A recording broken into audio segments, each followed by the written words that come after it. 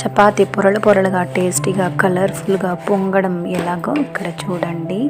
మీరు ఇలాగే చేస్తారేమో ఒక కమెంట్ చేసేయండి కమెంట్ బాక్స్లో. ఈ చపాతీ ఇటురా ఇటురా అంటే నువ్వు ఎందుకట్టు వెళ్ళిపోతున్నావు? ఇది చూడండి, ఇలా తిప్పి అన్ని వైపులా కాల్చి దీన్ని ఒత్తి అన్ని కార్నర్స్లో ఇలా ఒత్తి ఒత్తి ఒత్తి ఒత్తి ఒత్తి ఒత్తి తిప్పి తిప్పి తిప్పి తిప్పి దాని ప్రాణం ఇలా తీస్తే కానీ అది పొంగడమే లేదండి. పొంగాలి పొంగాలి పొంగాలి పొంగాలి అంటుంటే ఇన్ని వైపు దాన్ని తిప్పాలి, ఒత్తాలి, చెయ్యాలి.